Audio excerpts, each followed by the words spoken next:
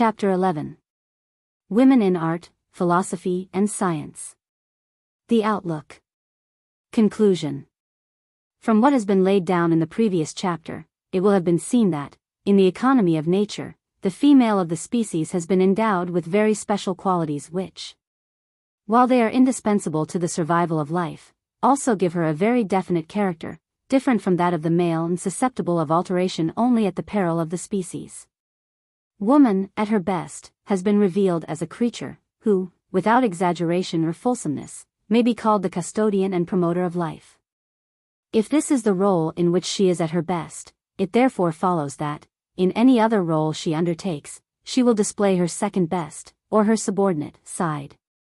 A creature cannot wantonly do violence to her nature and proceed along lines foreign to the strongest forces that have been evolved in her, and yet hope to achieve the same virtuosity as when she had nature and the tradition of her line both on her side. To repeat the simile already used in this work, as well might you expect a fly to walk with the same facility on its antennae as on its legs. A priori, without examining the evidence for or against our contention, we should expect to find that in art, philosophy and science, which are pursuits exacting qualities frequently antagonistic to the natural prerequisites of woman's role as a custodian and promoter of life, woman can at best only make an inferior display, even if she make any display at all. This, as the reader will agree, is surely not a matter of opinion, it is one of facts, and the facts can be verified. What would the logic of the most carefully argued thesis signify, if all about us we possessed the evidences of women's unquestioned mastery in arts, in philosophy, and in science? This is true enough, and in this respect, the verdict of facts is final. In science and philosophy, says Havelock Ellis, it is not simply that women are more ready than men to accept what is already accepted and what is most in accordance with appearance, and that it is inconceivable, for instance, that a woman should have devised the Copernican system, but they are less able than men to stand alone. Whether we turn to metaphysics, epistemology, and the other departments of abstract thought, astronomy, physics, or mechanics. Whether we turn to medicine, chemistry, philology, geology, physiology, or any other of the more modern sciences, or whether we turn to architecture, sculpture, poetry, or painting, the names that really count, the figures that are milestones in the history of these human pursuits, and this is the ultimate criterion, are all names of male performers. There should be no need to elaborate this point. Anyone acquainted even slightly with the history of any art or science, is in a position to accept it without demur. Think what we embrace in the subjects mentioned, when we pronounce the names of Aristotle, Bacon, Hobbes, Kant, Nietzsche, Copernicus, Galileo, Newton, Harvey, Pasteur, Lyell, Grimm, Phidias, Michelangelo, Titian. It is not legitimate, as we have seen, to argue that men have distinguished themselves more than women in all these fields because women have been suppressed and willfully stunted. In this respect the feminists have wished to prove too much, and in doing so have overreached the truth. Specialization of function must be accompanied by specialization of instinct, impulse, and outlook. The highly specialized functions of woman in the long line of evolution, therefore, must be taken into account, in any inquiry into the striking disparity existing between her performances and man's, in such important departments of life as art, philosophy and science. And if, by taking the said specialization into account, we are able to explain this disparity, what need is there of a hypothesis so very much at variance with historical fact, according to which it is claimed that the difference between the intellectual capacities of man and woman are the outcome of a warping or of a stultification of the female mind, somewhere and somewhen, in the development of the race? In connection with this differentiation of the sexes from the standpoint of their respective capacity in matters of artistic production, it should, however, always be borne in mind that the positive man is distinguished from the positive woman, vide Chapter 4, by the possession of a developed social instinct which, in itself, is a sufficient basis for all his powers of order and arrangement. The relative importance of the social instinct in man, that instinct to which everything in the nature of civilization and ordered human society is to be traced, its power in him to act freely and independently of the reproductive and self-preservative instincts, and sometimes even to act against them, as in its control of male lust and its recognition of the responsibilities of that lust, is certainly an important factor in man's superiority over woman in the matter of art production. For art is not only a social function in the sense that it is an expression of one man's feelings to another, it also partakes, in the forms it adopts, of those elements of order and arrangement which reach their highest manifestation in the ordering and arranging of society. Men, as social animals, are therefore possessed of the necessary sex tradition to produce great artists, whereas women, as pointed out in Chapter 4, not only have no sex tradition in the forming of society, i.e., in the creative aspect of the social instinct, to which order, form and arrangement belong, but they are also too much overpowered by one instinct, the reproductive, to allow their rudimentary social instinct free play.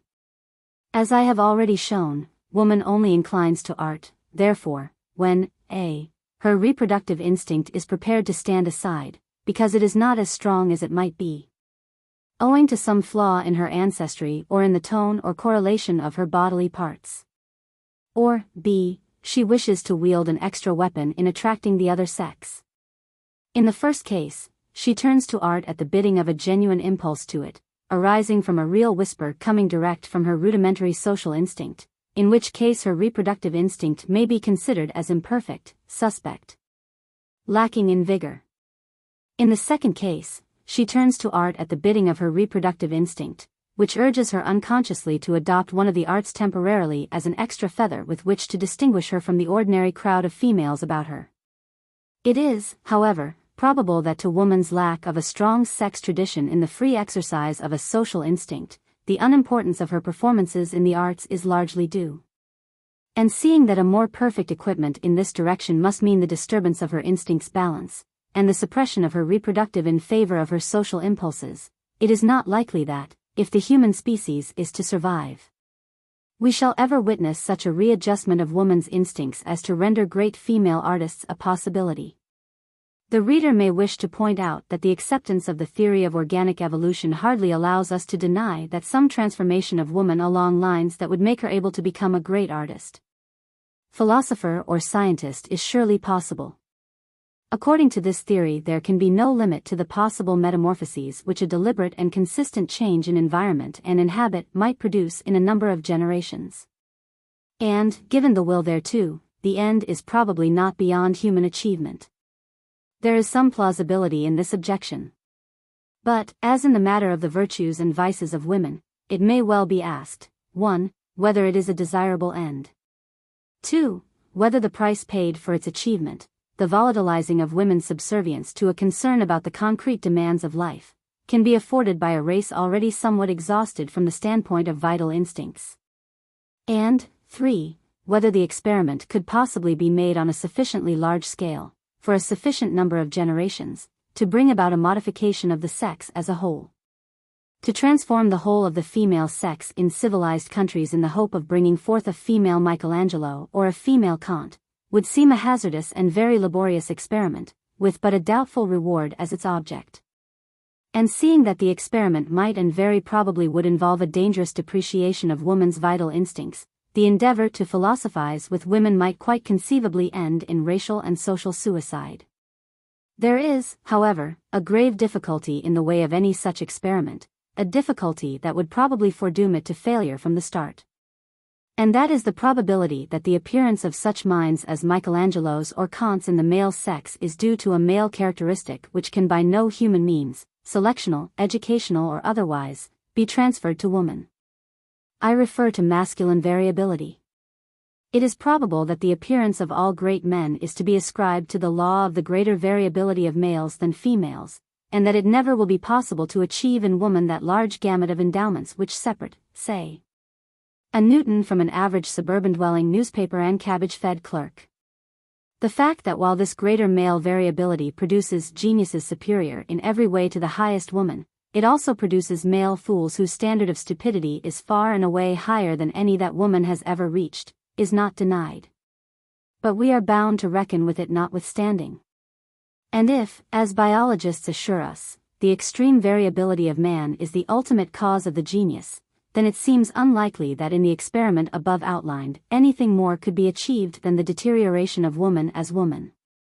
Apart from woman's natural lack of originality, and her absence of initiative, or of that spirit of bold and confident conviction, all of which derive from her necessary role in the relation of the sexes. Her indifference to truth is what chiefly incapacitates her for scientific pursuits, as it does for all undertakings where truthfulness is of preeminent importance. While her constant subjection to her emotions makes her an untrustworthy judge of all those facts or questions to which she may be inclined to bear an emotional relation. Anyone who has an extensive knowledge of women, even of the most cultivated among them, is aware of how constantly they are guided in their conclusions concerning what is true by hedonistic considerations. Indeed, it is the most difficult thing to persuade a woman, even of the most obvious truth, if that truth strikes her as being too unpleasant to be comfortably assimilated to her previous stock of knowledge.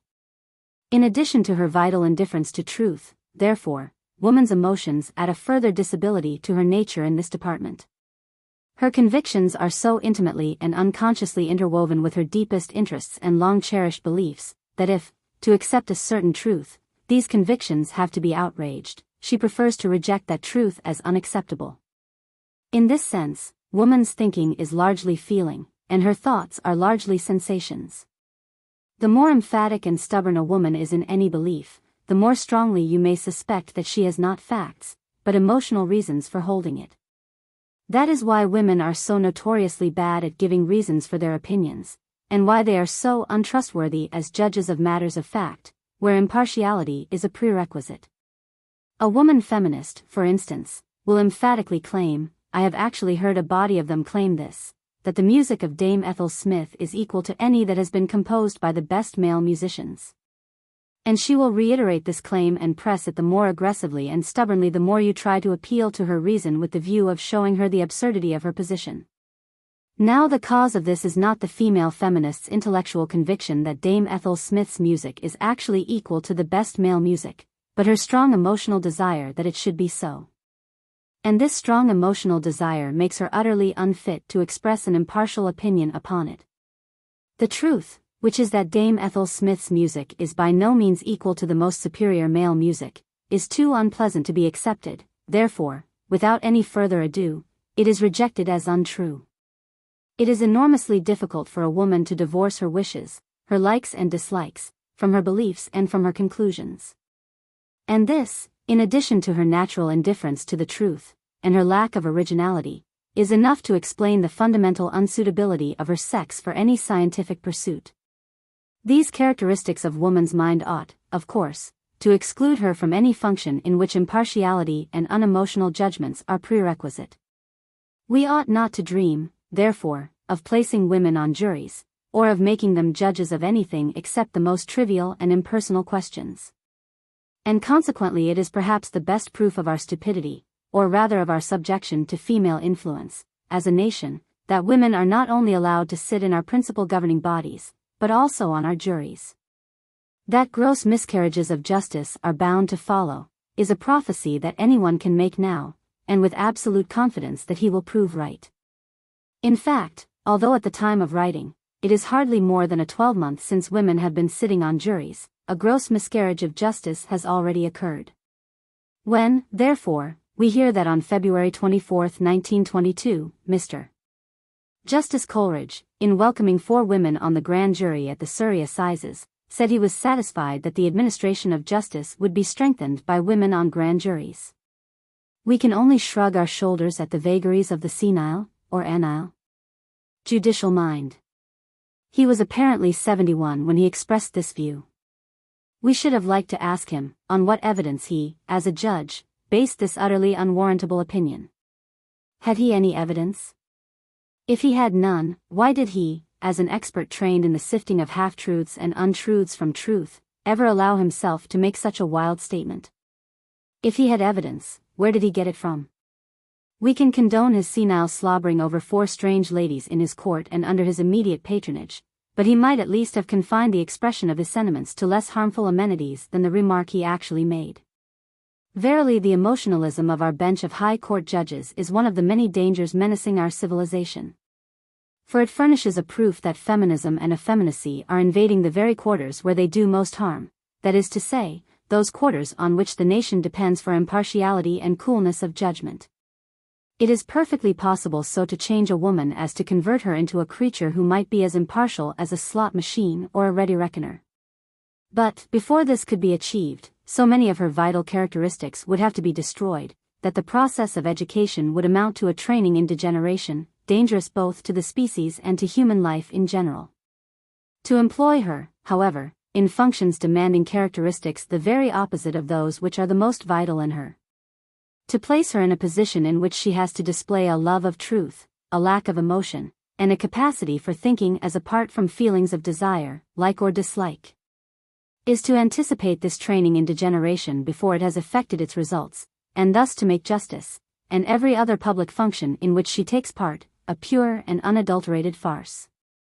In opposition to the sentimental septuagenarian of the Surrey Assizes, therefore, we prophesy with even more conviction than he could possibly feel, that the administration of justice will only be weakened by women on grand and all other juries.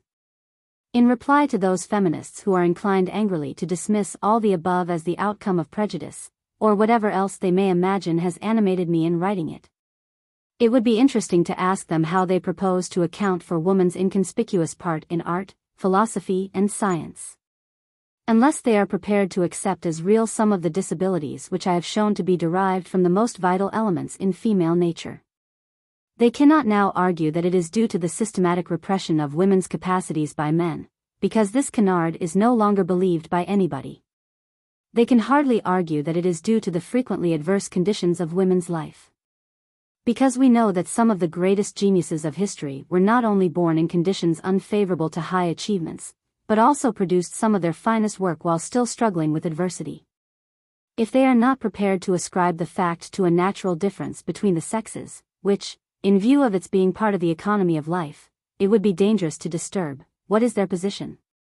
The fact that women possess certain powers of mind peculiar to themselves alone, which enable them frequently to hit at a truth beneath its many disguises, and to appear to guess when they really only see or feel the correct answer to the question, has been asserted and claimed too often to be passed over here without some comment.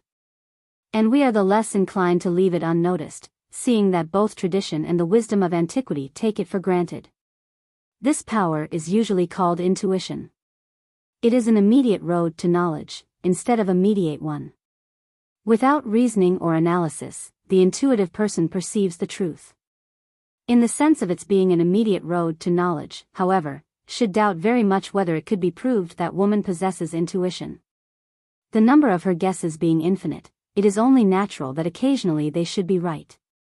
But, in any case, even if we did grant that woman possessed intuition in this sense, we could not claim that she is alone in this possession. All great male poets have possessed it, Heraclitus, Theognis, Shakespeare, Goethe. When Goethe perceived the true morphology of the human cranium, after looking at a skull, he saw intuitively a fact which the science of a subsequent age was only able to prove at the cost of much labor and research.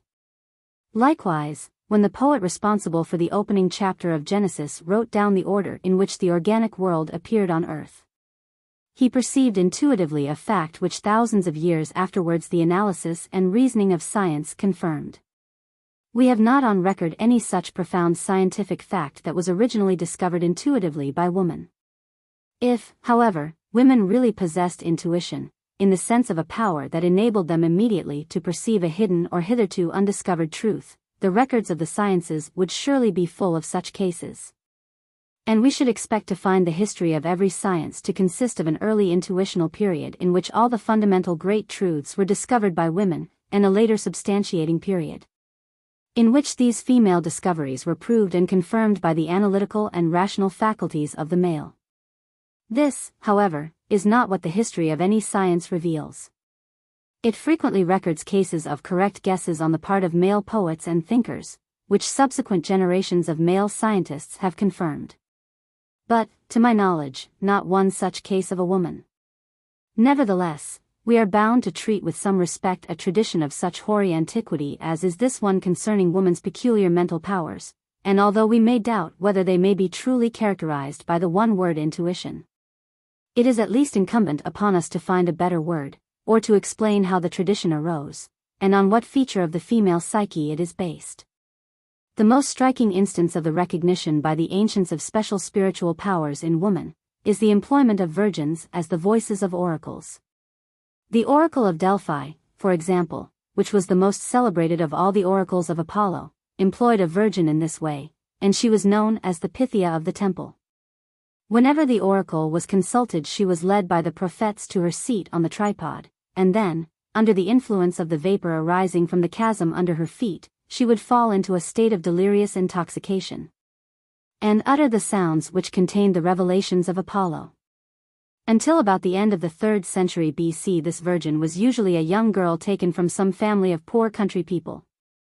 About this time, however, a certain Thessalonian named Echecrates is supposed to have seduced her, and thereafter she was replaced by a woman of 50 or over. 3 such virgins were constantly employed at Delphi in the heyday of Hellenic civilization, and the pronouncements of the oracle, although they frequently contained prophecies of a very definite kind, were so consistently wise and true that it is impossible to deny at least some mysterious power behind their inspiration. Modern rationalists, like the Greek rationalists of old, have scoffed at the supposed mysterious power that resided in these virgin mediums, but it is easier to scoff than to explain. And the task of dismissing them as a fraud is simpler than that of explaining how a wise people like the ancient Greeks could have maintained their faith in them for generations, if there had not been a genuine element of divination in their many pronouncements. Other oracles were served by women, in addition to that at Delphi, and among these we may mention the oracle of Apollo at Tedra, the oracle of Apollo at Argos, the oracle at Diarrhea, and the oracle at Patara in Lycia. Whatever the powers were that the mediums used, I, at all events, feel disinclined to doubt their truly mysterious quality, nor do I believe that this mysterious quality was in the nature of a fraud engineered and practiced by the priesthood. If the mediums and their peculiar functions were the only instance we had of occult powers being used for prophecy and divination, through the instrumentality of virgins, I should feel more inclined to side with the skeptics. But, seeing that we have in the medieval belief in the magic of witchcraft further evidence of a popular traditional notion that occult powers of a sort can reside in woman. Seeing, moreover, that we have such staggering cases of mysterious virginal inspiration and second sight as that which is typified in the history of Joan of Arc, we can but maintain a humble attitude of mind. And until such time as greater knowledge is given us, readily admit that here there is something outside our philosophy which, while it cannot be denied, is yet akin to what, for lack of a better term, we may call the unknown. When we are told by psychologists, therefore, that in the matter of psychotherapeutics women reveal greater suggestibility than men. When Baudouin tells us that in applying his system of cure by autosuggestion, Q has met with speedier results among women than men, the most we can do, at the present state of our knowledge, is perhaps to suppose that there exists in woman an easier and readier contact with the unconscious mind, that women are therefore able to communicate with greater success than men with that mysterious reservoir of strength and life, now designated vaguely as the unconscious, and it is in this power that we must seek an explanation of the miraculous phenomena with which, for millenniums, women have been traditionally associated. In any case, it must now be obvious that it would be a mistake to call this power intuition, i.e. an immediate perception of objective scientific truth. Because tradition and history alike give us no record of objective scientific facts that have been discovered by women in this way. It would be more accurate, for the present, to regard it as a sort of clairvoyance, a power of presaging an event, by feeling correctly the significance of antecedent circumstances or perturbations preceding the event. Presumably every event in history is but the inevitable bursting of a mine, the various trains of gunpowder to which may be accurately located and recognized some time before the explosion takes place. Given a degree of sensitiveness that feels one or more of the existing trains, before their presence is even suspected by the remainder of mankind, and correctly traces their course to an ultimate goal. And the presentiment that a perturbation will sooner or later occur at that goal, must follow with more or less intensity. How this presentiment or feeling becomes conscious, how the virgin Pythia of Delphi felt, for instance, that the Persians would one day plunder and burn the temple of Didyma, and accurately prophesied the event some time before it happened. It is impossible to say. As well might we try to explain the accurate weather prognostications of snails, of swallows, or of the monkeys on the rocks of Gibraltar. This, however, is certain, that a kind of second sight is frequently given to women, particularly to young virgins, probably owing to their condition of acute apprehensive and sensitiveness. But whether it will ever be explained as a sort of feeling intelligence of the periphery of their bodies, or of their sight, or of their ears, or definitely located in a peculiar function of their psyche, it is at present impossible to say. In conclusion, however, I must, for the sake of the reader unacquainted with the history of this aspect of the human mind, call attention to the fact that men, too, have been known to possess these very powers. It is in no spirit of hostility to women that I here add this reminder of a well-known fact, but simply with a view to saving myself from misinterpretation. The feminist reader, who will imagine that the bulk of this book, instead of having been dictated by a feeling of deep friendliness to women, is really the work of prejudice, will halt here, and feel perhaps a certain disappointment. Here was I, at last, generously according a unique psychical power to woman, and lo! I now proceed to add that even this peculiar gift is not peculiar, and that she shares it with man. Alas, yes. The truth must be admitted. The most we can say is, that women perhaps possess it more frequently, more normally than men, but that men have possessed it, and will continue to possess it, cannot, I fear, be denied. The ancients, whose wisdom in these matters is our first hint of the existence of such occult powers in humanity, were perfectly well aware of this fact.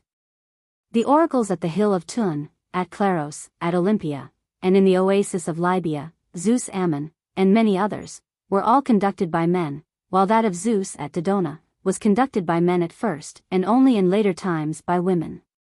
The records of the Jewish race and of the Middle Ages are full of instances of men whose clairvoyance was well known, while in the East, the employment of men in functions where powers of divination and clairvoyance are essential is almost universal.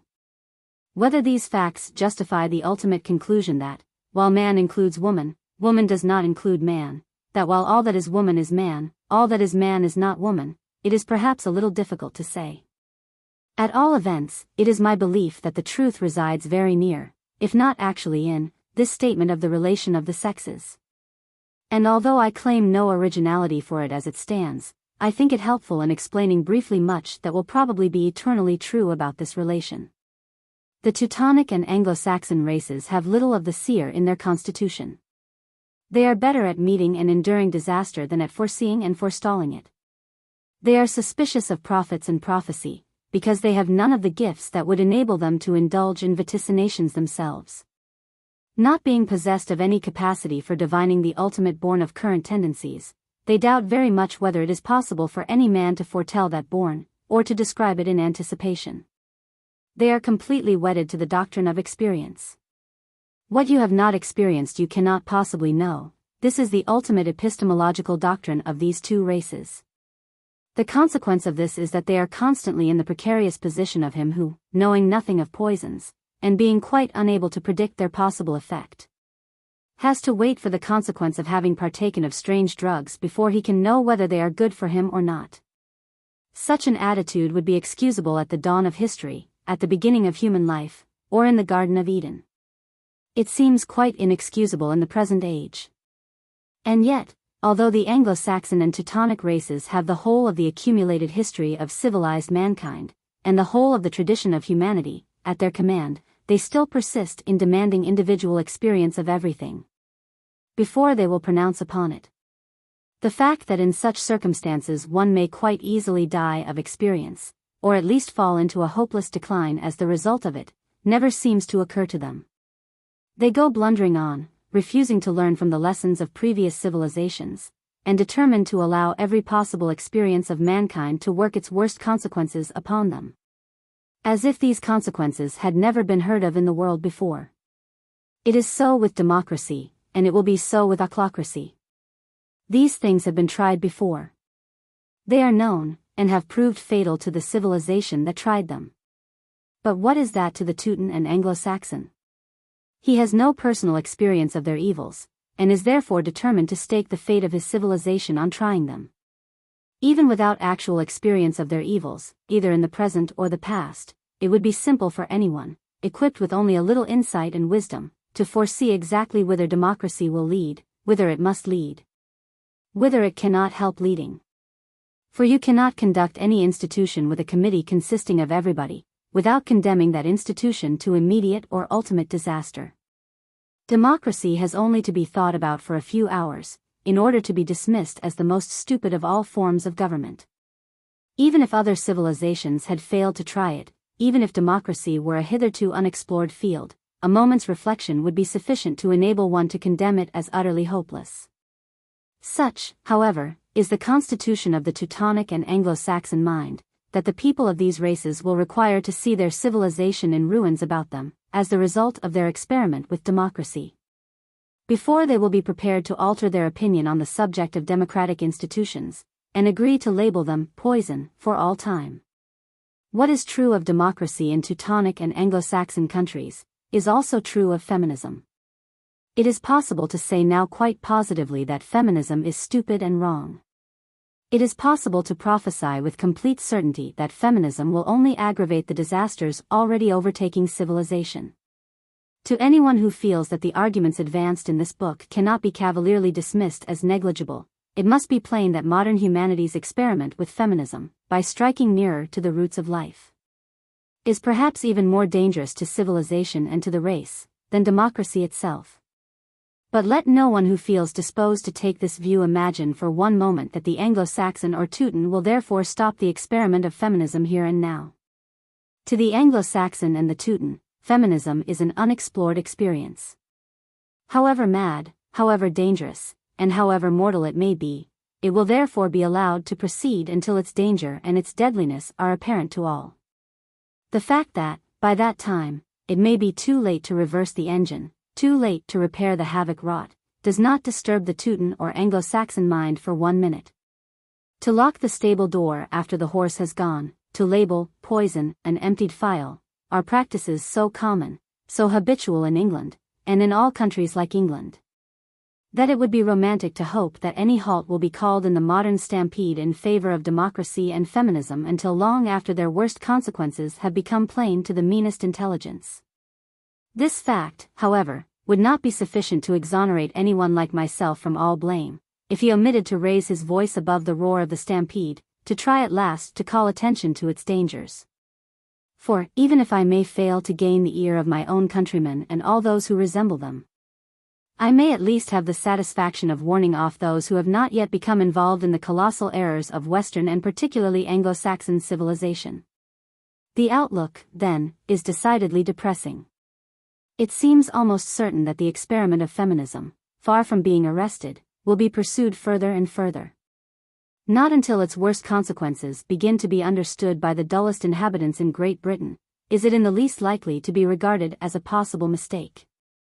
And, seeing that England and America, not to speak of France and the northern countries of Europe, have it in their power to set an example to the rest of the world, it is probable that the harm it will do will be worldwide and deep-seated before anything in the nature of a revulsion of feeling begins to make itself felt.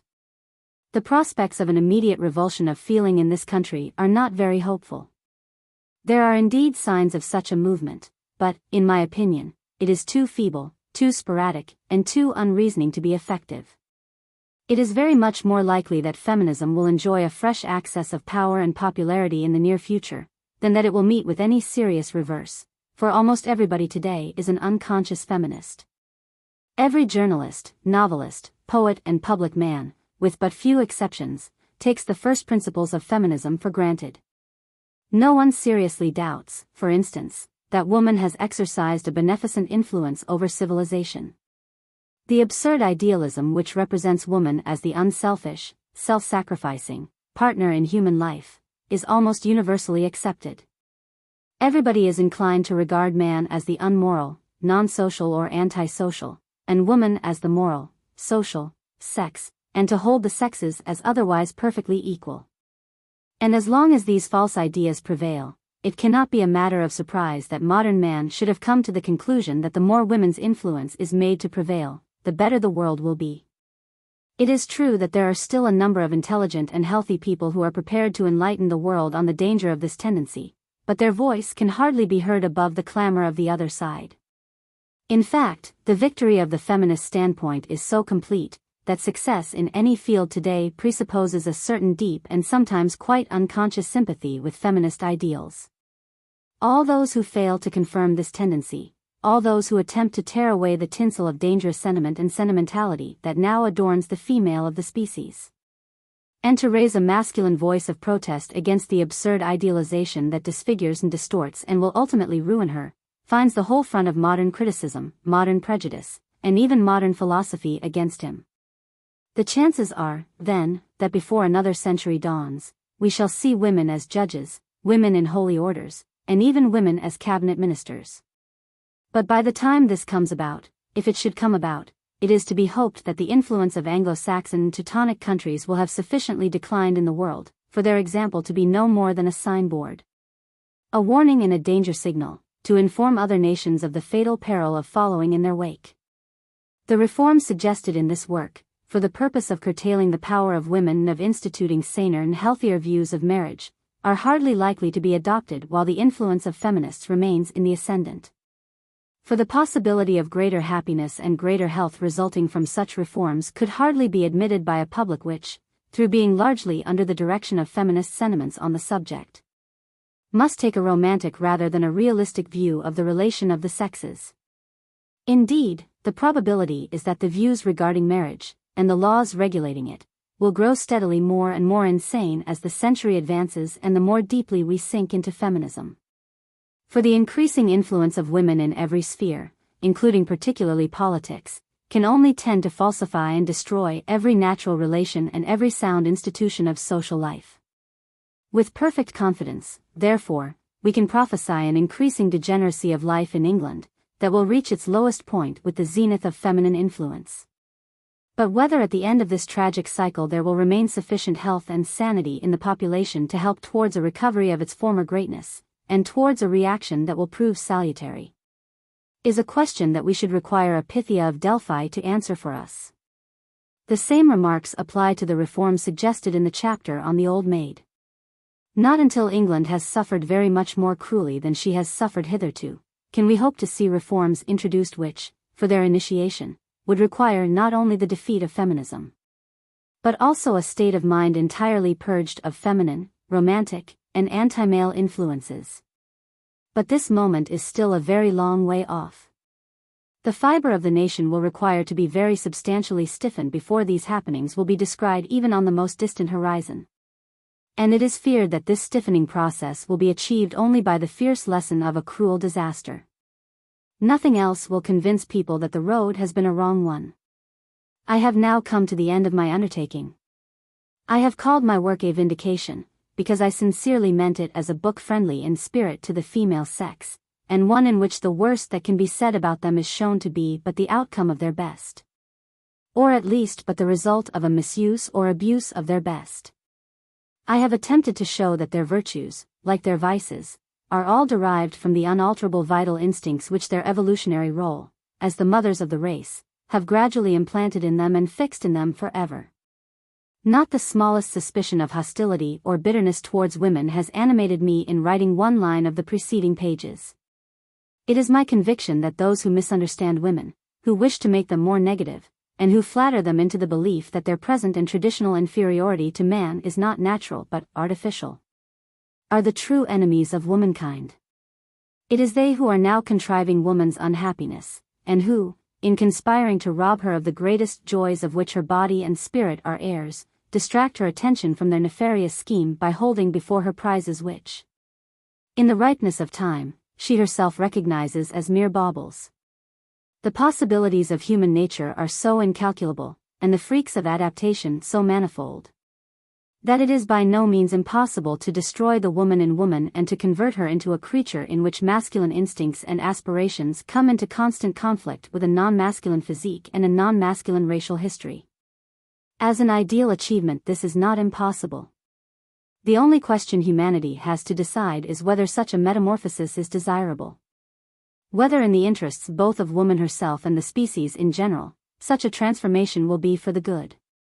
It is true, as we have seen, that it will never be possible to rear female geniuses equal to male geniuses, because these extremes in men seem to be due to a purely masculine tendency to greater variability. But a more modest program of masculinization is certainly not impossible. Make woman honest, upright, straightforward, however, make her impartial, make her scrupulous, make her the reverse of vulgar. Destroy her love of petty power, her vanity and her sensuality, and what, in sooth, will you have achieved? You will have undermined the very instincts that nature has implanted in her to secure the survival of the species at all costs, and in the face of everything. If that is desirable, if that is an ideal worthy of our aspirations, then certainly let us do all in our power to realize it. If, however, it is possible to entertain the smallest shadow of doubt concerning the wisdom of this course, if by the exercise of a little humility we can question whether our 19th century or our 20th century ideals can possibly be more profound and more far-sighted than the eternal sagacity of nature, if there are still reasons for feeling that it is not woman as I have described her in these pages, but man himself, man as we know him in this post-war Europe of 1922, who is really in direst need of transformation, then, it seems to me, that it is above all important to pause and carefully to take our bearings before we make this daring plunge, for we cannot now with any pretense of honesty or good faith claim that it is a plunge into the unknown. The end. Footnotes. Op. Cit., pages 210, 211. For a detailed discussion of the relationship of the painter, sculptor, poet, architect and musician to the great social builder and artist, see my introduction to Van Gogh's Letters, Constable and Company, London. C. Lecky, Op. Cit., Volume 2. Speaking of women he says, they are little capable of impartiality or of doubt, their thinking is chiefly a mode of feeling. See also Buckle, The Influence of Women on the Progress of Knowledge, the whole argument of which is to the effect that woman's thinking is emotional. Weininger also says, Op. Cit. With the woman, thinking and feeling are identical, but this testimony is not nearly as valuable as that of the two former writers, who can in no way be suspected of misogyny. On this whole question C.P. Sir Amroth E. Wright, Op. Cit. Woman's mind attends in appraising a statement primarily to the mental images which it evokes, and only secondarily, and sometimes not at all, to what is predicated in the statement. Accepts the congenial as true, and rejects the uncongenial as false, takes the imaginary which is desired for reality, and treats the undesired reality which is out of sight as non-existent. With the softening of men in an effeminate civilization, women are, of course, not alone in holding this attitude to truth. Many men, even among the most cultivated, are unable today to separate pleasantness from truth. For to do so implies a control of emotion by reason which is not the forte of modern mankind. Not only men writers during the war, but also politicians, proved beyond doubt their own and their male audience's inability to regard truth rationally. And at the present time you are quite as likely to be flatly contradicted by a man as by a woman, if you enunciate an unpleasant truth before an ordinary crowd. Vide press reports of the William Harkness case, particularly the comments published, after Harkness's execution, in the News of the World for February 26, 1922. Arabella Keneally was tending towards this conclusion when she wrote, Op. Cit. The woman of average brain, however, attains the intellectual standards of the man of average brain at cost of her health, of her emotions, or of her morale. I would suggest, and, instead of, or, in the latter part of the sentence. Anyone who attempts to keep a record of his wife's, mother's, or sister's so-called, intuitive, statements, will soon realize how few of them reveal an accurate power of immediately perceiving truth. See several passages in his Suggestion and Autosuggestion. The fact that certain organisms in the animal kingdom use senses which, as far as we can tell, have neither sight, taste, smell, hearing, nor touch, for their basis, is shown by W. S. Coleman in his British Butterflies. The manner in which the males of the Kentish glory moth, for instance, are attracted to the female, when she is sometimes more than a mile away from them, is utterly unknown, and Coleman is compelled to refer it to a sort of clairvoyance. CPP 28-29. It is largely animated by commercial and industrial rivalry, and this sort of opposition to feminism is too contemptible to inspire much enthusiasm. Index. Actors, in modern society. Adultery, committed by the artist when he marries. In case of positive woman due to long absence of husband. Caused by vanity, N. During wartime misunderstood by fools. Of the woman owing to her husband's impotence. In positive, woman due to childlessness. Affectation, a sign of misery in spinsters. Alcohol, a sublimator of sex. Alfred the Great, the masculinity of his mother. Anemia, pernicious effects of, in the positive girl. Anglo-Saxons. Their lack of insight. Aristotle, his doctrine of catharsis. Art, only a weapon in the hands of positive women. All forms of, man's invention. Why women turn to. Artist, though often ruined by his success with women. Commits adultery when he marries. Athletics, pernicious effect of, on the positive girl. Births, table of legitimate and illegitimate, n. Body, the, thrilled by sexual union and also by order. The joys of the healthy, never pall. Care of the, in positive girls essential. The, ruined by puritanism in both rich and poor. The joys of the, most important in life. Byron, unhappy married life of. The masculinity of his mother. On Kant, n. Attitude of women towards his Don Juan, n. His unfortunate relationship to his mother. On women and false sentiment, n. Calvin, hostile to life. Altogether negative, n. Kant, see Introduction. The inevitable ingredient in every movement in England. Byron on, n. Carlyle, unhappy married life of. Catholic Church, honest and practical regarding superfluous women. Its wise organization of spinsters. Celibacy, in the Catholic Church enforced by poverty, n. Change, a necessary tonic in life. Charles I ruled by social instinct. Childlessness, as an end destructive of conjugal happiness. Its bad effect on the husband. A cause of divorce. Longer endured by the negative than the positive woman. Children, positive if healthy. Healthy, the best pattern for the positive man. The seriousness of positive. Positive to everything. Their restless energy. Their misrepresentation of their restlessness.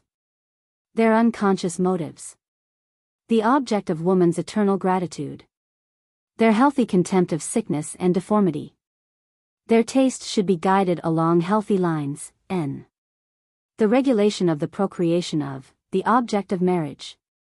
A consolation to the wife for decline in her husband's affection. A separating force in marriage. No bodily consolation to the father. During regular bearing of, a woman rarely tempted to leave her husband. Years do not necessarily increase love between the parents. Frequently a source of friction. Much more important to the wife than the husband is. Not consciously desired by the dissatisfied wife, n. Necessary to introduce variety into the home. The pernicious relations of spinsters with. Christianity, logically condemns sex and advocates eternal life. Responsible for decadent doctrines, n. Teaches nonsensical doctrine of union of souls, in marriage. And thus responsible for degeneration. Responsible for degeneration, n. A sublimator of sex. Attractive to the negative spinster. Clean-mindedness, destroyed by sexual abstinence. Only obtained by healthy gratification. Cleverness, exaggerated value attached to, nowadays often leads to unhappy marriages. Cohabitation, pernicious during gestation and suckling. Colbert, ruled by social instinct. Companionship. Impossible in marriage. Concubine, necessary for positive young man. Conscience, a guilty, merely costive. Woman tries to rule man by giving him a guilty, n. Constipation, bad effects of. Contempt, inevitable in modern love matches. Contraceptives, unknown to the body. Because they cause sterility, lead to adultery in the woman. Deleterious effect of, n. Correspondent, the, a vain fool. The, always vain. His vanity.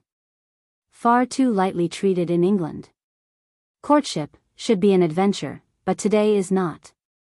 Criminals, the vanity of, n. Davison, Emily, her marvelous rush at the Derby. Death, the necessary counterpart of sex. Degeneration, of modern man, see also Introduction. The object of society today. Democracy, has been proved fatal to civilization. De Quincey, on the evil effects of repression.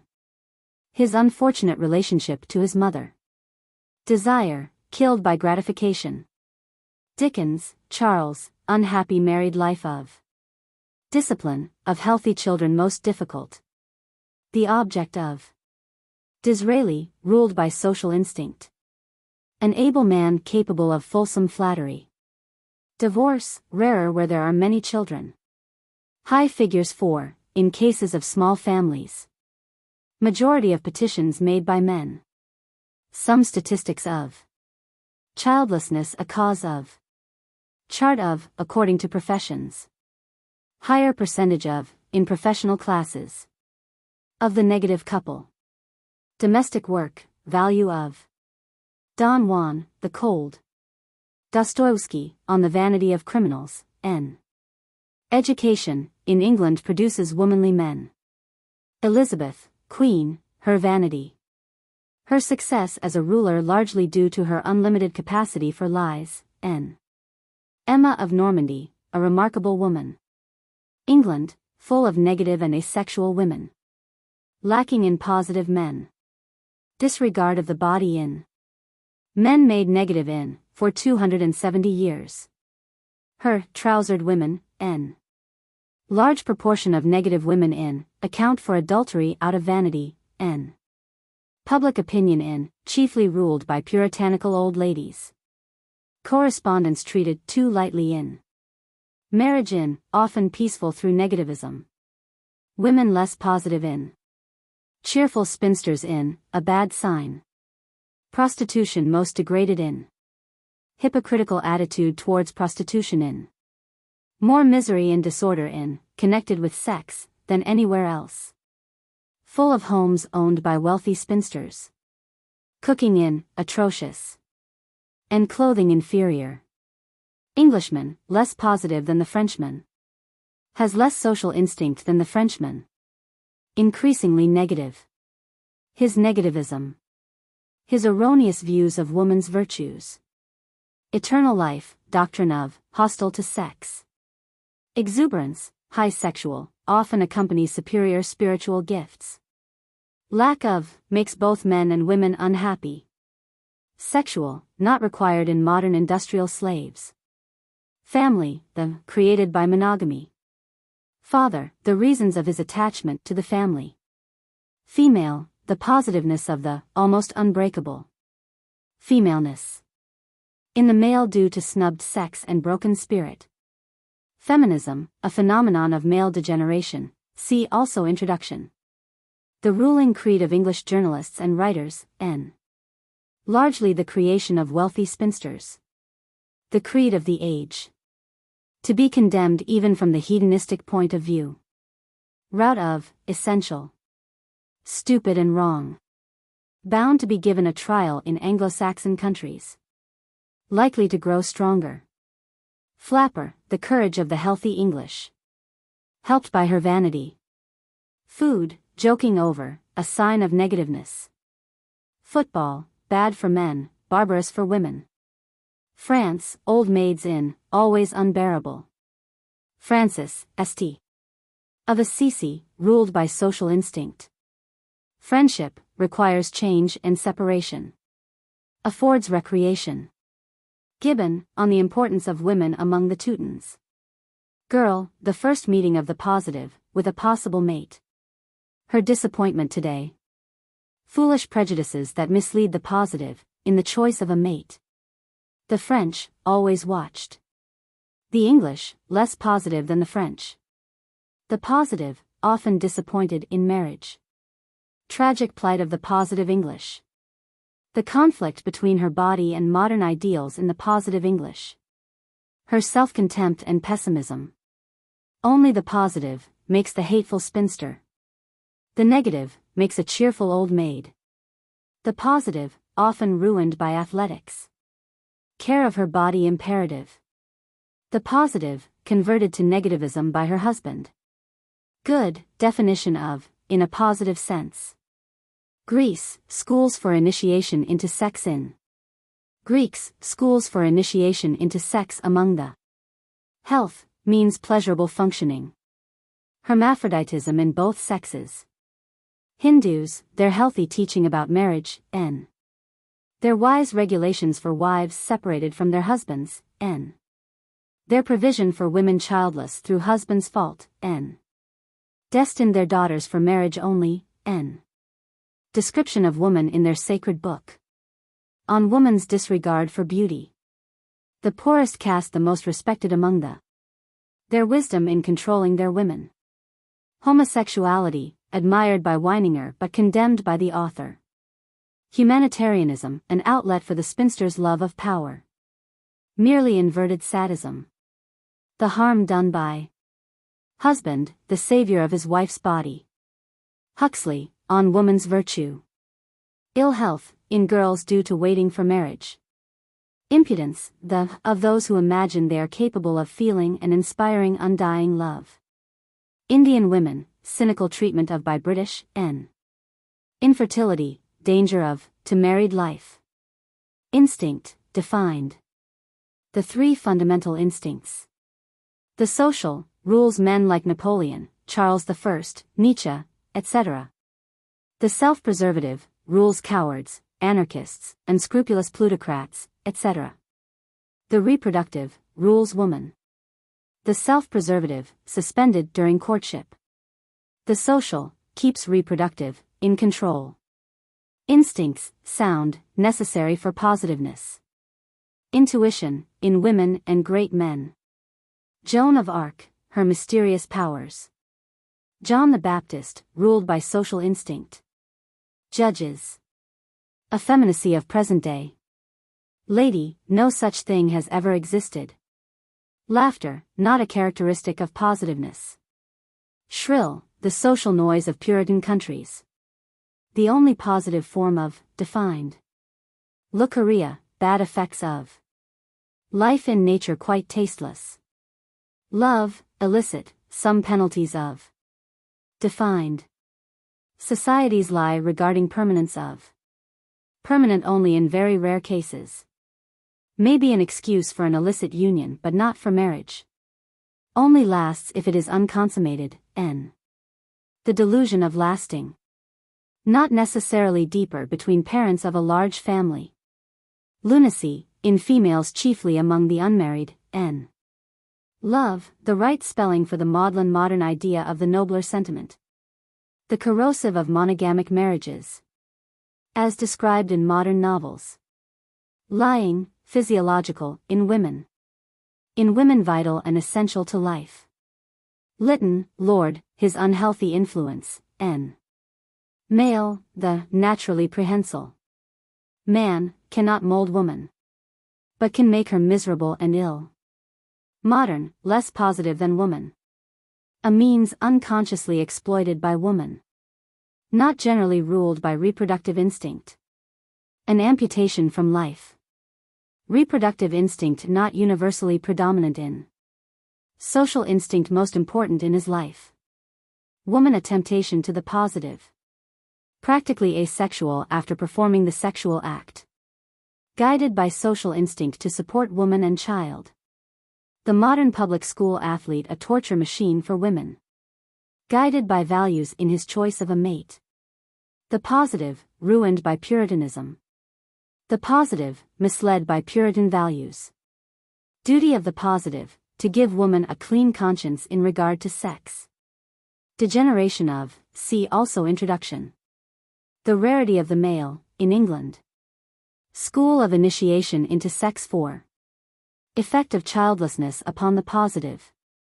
Games, hobbies, and religion the substitutes for sexual variety for the positive. The negative, guided by vanity. The proud, dislike today, n.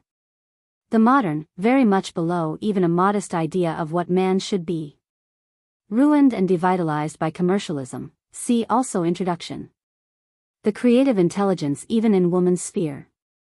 The Promethean type of, and the misery he creates.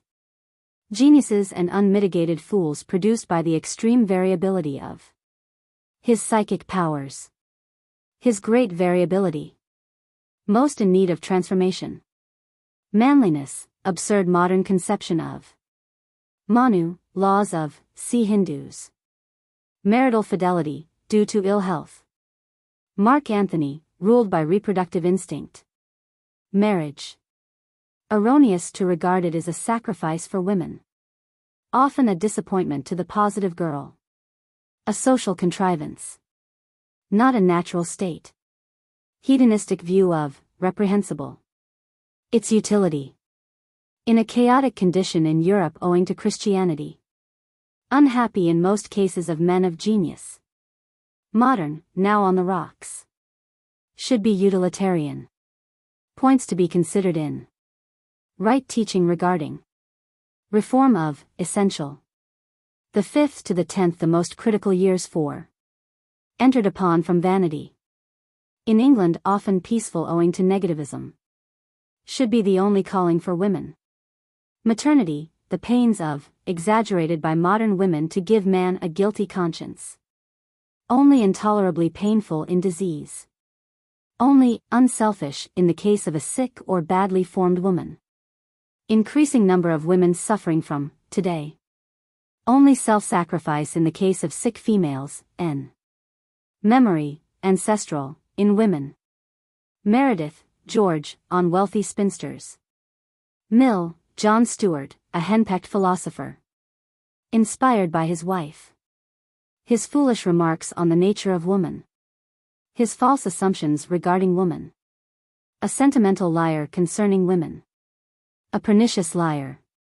Modesty defined. Monogamy, natural to some animals but unnatural for man. Advantages of, chiefly social. Regulates the procreation of children. Disadvantages of. Precludes all change and respite. More satisfactory to the female than to the male. May inflict sexual abstinence on the male during pregnancy of the wife. Productive of ill health and degeneracy. Mortal life, desirable together with sex and other means thereto. Includes pain. Intellectual justification required for constant attacks upon. To be called life, as being the only kind of life we know. Mother, the loved by the true artist. The positive, consciously desires her full sexual cycle. Importance of the early training of the child by the mother's milk, abominable substitutes for.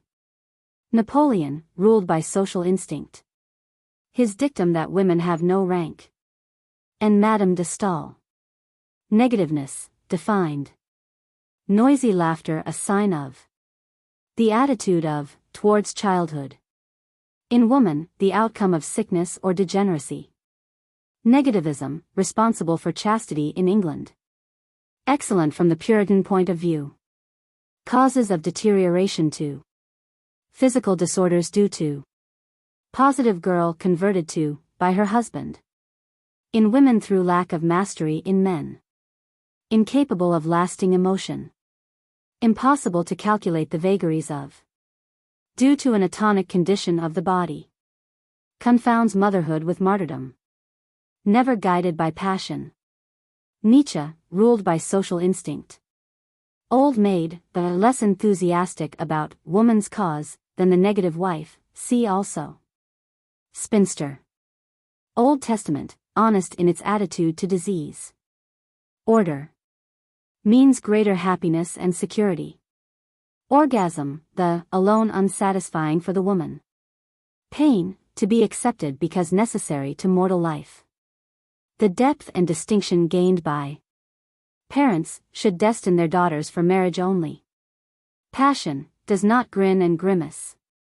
Never directs negative people. Euphemisms for lack of. Paul, street, hostile to life. Altogether negative. Immoral because hostile to life. Penelope, her undesirability probably the cause of her fidelity, n. Admiration of, n. Pessimism, of the positive English girl. Philosopher, the positive, deeply interested in the child. Positiveness, defined. The seriousness of. Forgets all that mars interest in life. Rarely has a guilty conscience. Has no fear of pain. Prayer book, its wisdom in the marriage service. Its teaching regarding marriage. Prehension, a male quality. Modern Englishman lacking in. Prig, woman's epithet for the man of insight. Procreation, improper and impious for cold-blooded Puritans. Professional classes, reasons for high percentage of divorce in the. Prostitute, the. Loved by degenerates and anarchists. The only kind of woman to whom man is everything. Driven by unfortunate circumstances to misunderstand her true needs. The sadness of her lot not due to its moral turpitude. Her childless fate her severest penalty, n. Not so by nature but made so by circumstances. Prostitution, an evil in Western civilization because it is made so. Sexual, not necessarily the worst. Most degraded in England. Hypocritical attitude towards, in England. Lecky on, n. As a school of initiation into sex. Necessity of placing, on a sound and more humane basis. Puritan, his implacable loathing of sex. And of all bodily matters. Immoral because hostile to life.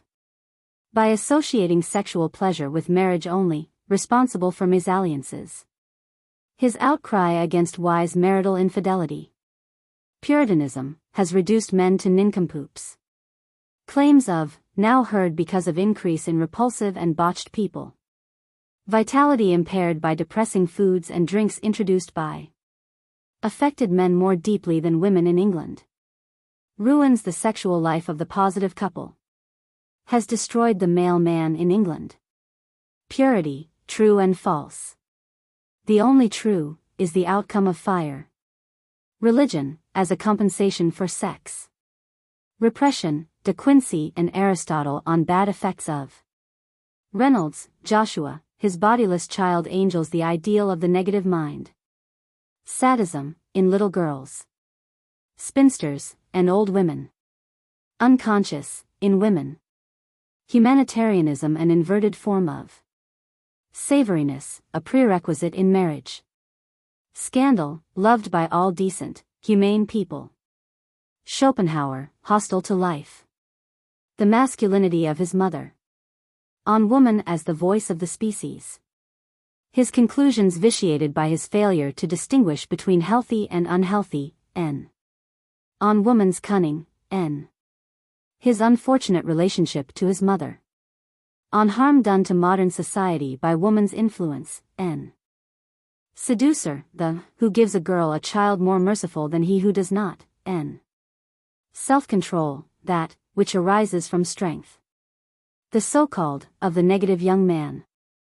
Not responsible for the chastity of English courting couples. A euphemistic name for lack of virility. In sex a counsel for wax figures. The vain boast of negative spinster. Selfish, a meaningless term. Sensuality, necessary in woman. But should be controlled. Sex, the necessary counterpart of death. Incompatible with eternal life. Necessary for mortal life. Sexual act, man's attitude towards the. Alone insufficient for woman. Social instinct, creates society. Positiveness towards, in woman denotes decline of woman. Leads man to support woman and children. Keeps sexual instinct in control. Socrates, unhappy married life of. Soul, the pernicious doctrine of the pure, n. Spencer, Herbert, right regarding children of large families. Ruled by social instinct. Spinster, the hateful, only made by the snubbed positive girl. The cheerful, made by the negative girl. Her advice about girls to be suspected, n. Her outcry against wise marital infidelity. The, always abnormal. Exercises an abnormal influence on society. Her useful work should be suspected. The positive and negative defined. The positive, a great conscious sufferer. Profound physiological disappointment of the positive. Tendency to suicide in the very positive. Neuropathic symptoms in the affectation, a sign of misery in the various ways in which she seeks compensation. Reason of her frequent choice of the teaching profession. Her jealousy of young girls. The embittered, more common on the continent than in England. The negative, not a great conscious sufferer. Misinterpretations of the lack of sexual vigor in the negative. The danger of these misinterpretations. Will gravitate almost automatically to Christianity. Her love of the weak and the poor. Her hatred of men. The negative becoming more prevalent in England. Increases economic difficulties. The wealthy, inevitably a burden on society. Her good works a means of making herself important. George Meredith on. Contaminates English opinion. Largely responsible for feminism. An abnormal influence. Wisely provided for by the Catholic Church. The annuitant always a bane. Benevolent sequestration of the desirable. Spirit, the things of the Paul quickly. Stepmother, the bad, a good mother, N. Strafford, ruled by social instinct. Sublimation of sex possible but undesirable outside a church. Of sex may be accomplished through Christianity or alcohol. Suicide, through disappointed love more common among women than men, N. Tendency to, in the positive spinster. Tacitus, emphasizes the important role of women among the Teutons. Teacher, pernicious influence of the unmarried. Teutons, importance of women among the unconscious motives, actuating action. Misunderstood by women. Unhealthiness, defined. The unhealthy woman approaches maleness. Makes woman an infidel towards life. Unselfish, a meaningless term. Unselfishness, the of motherhood, one of the greatest lies produced by Western civilization.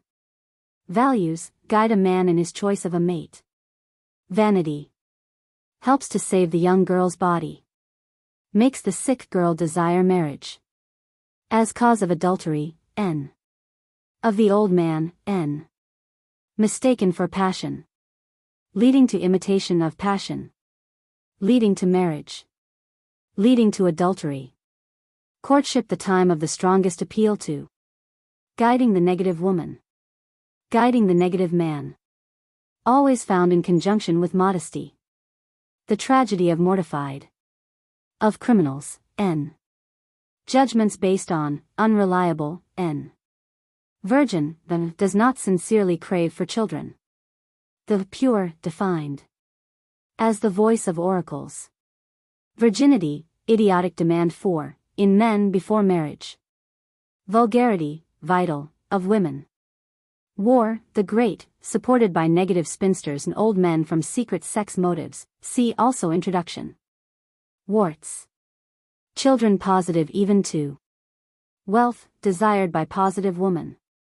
Weininger, his logical hostility to sex and mortal life.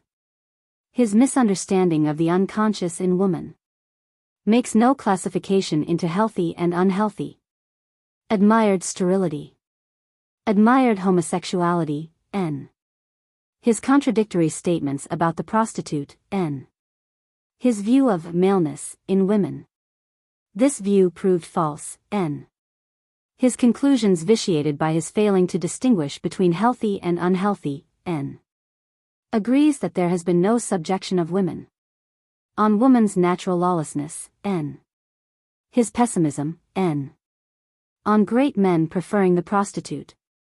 Will defined. Woman, more positive than modern man. Wretched and desperate today. An unchanging individuality not fashioned by man.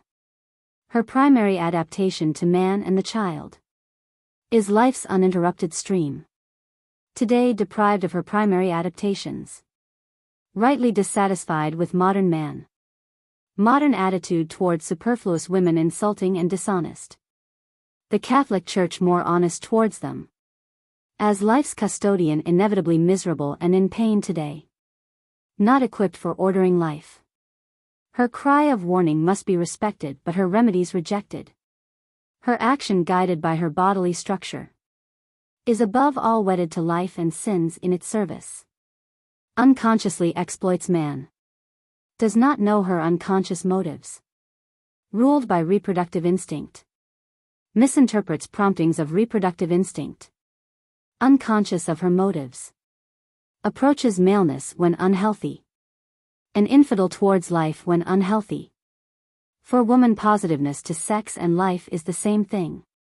The asexual, hostile to life, will follow man if he understands her. Positive to order. Feels no confidence in men, lacking in social instinct. The positive, all sex. The positive, timid in the presence of men. The positive, does not continue to practice the arts when once they have helped her to secure a man. Modern, losing faith in man because of the decline of his social instinct. Attitude of the positive, to sexual act. Sexual union alone insufficient for her love for man, a romantic ideal. The positive, unconscious of what is necessary for full sexual experience. Positive in the first place to man. The positive, unconsciously desires full sexual cycle. The modern European, exaggerates pains of maternity in order to give man a guilty conscience. Increasing number of women suffering from maternity today. The positive, desires wealth for the protection of her offspring. The positive, not impressed by spiritual gifts alone. Guided by life in choice of a mate. The negative, content without children, n. Sadism in. The male, desirable, see also introduction. Cases in which the male is undesirable. Maleness in, only made recessive by superior maleness in the man. Misery of the male, woman in England. Her demand for the sexual cycle, the voice of the will of the species. Rarely tempted to leave her husband if regularly bearing children. The positive, grows more indifferent to her husband as the family grows. The positive, unconsciously desires to employ her reproductive machinery. The positive, commits adultery owing to long absence of husband. The best, faithful to life before all else. Her adultery owing to husband's impotence. The childless, often takes up a cause, n. Tries to rule man by giving him a guilty conscience, n. More likely to go wrong in marriage through childlessness than the man. The negative, endures childlessness much longer than the positive. The negative, cultivates a taste for soulful literature and Christianity. Calls man who sees through her, prig. Difference between positive and negative, in an illicit love affair. The negative, notoriously grimacier. The surplus, and work outside the home. Being besotted by entering the work market. The number of surplus women in England. Should be destined for marriage alone by her parents. Suggested ways of dealing with the problem of the surplus. Connected with evil from time immemorial. Lying, physiological, in. Her bondage an illusion. Her importance among the Teutons, Celts, and early English. In the Middle Ages. In the 16th and 17th centuries. Has consistently shown crass stupidity in her own peculiar domain. Life's custodian. Her primum mobile completely amoral. Her lies vital. Her lying necessarily extended to non-vital matters. Her 5 cardinal virtues. Modern Englishman's erroneous view of her virtues. Her derivative virtues. Her laudable love of scandal. Her 6 cardinal vices. Her tact. Her lack of taste of vital necessity. Her incapacity to appreciate great men. Cannot forgive material failure in her men. Has no rank. Her love of petty power. Must be controlled. Her vanity. Danger of her vanity. Her vanity vital. Vanity overcome by passion in the positive. Her sensuality. Her sensuality vital. The custodian of life. Negligible in art, philosophy, and science. Reasons for her turning to science or art. Cannot be changed without danger to the species. Her thinking largely feeling. Incompetent to act in any judicial capacity. Her intuition. Her psychic powers. Womanhood, ideal of true womanhood, cruel nonsense. Women workers, their number, n. Working man, the more gifted at love-making than his social superior, n. Printed in Great Britain by Butler and Tanner, Frome and London. Transcriber's notes. Changed, and, finally, this gem of negativeness. 2, and. Finally, this gem of negativeness. Changed, the danger at present. 2, the danger at present. Changed, that picture of it that dwells. 2, that picture of it that dwells. Changed, and that bee has believed him. 2, and that bee has believed him. Changed, passion cho soit bon. 2, passion ka soit bon. Changed, practice in their leisure hours. 2, practice in their leisure hours. Added footnote marker after, analyzing the true nature of woman. Changed, grotesquely lenient to correspondence. 2, grotesquely lenient to correspondence. Changed, perspicacious, knowledgeable, etc., etc. 2, perspicacious, knowledgeable, etc., etc. Changed, the passion, the disappointment, the hardships. 2, the passion, the disappointment, the hardships. Changed, and prefer to pay even the price. 2, and prefer to pay even the price. Changed, immorality, perforce condemned it.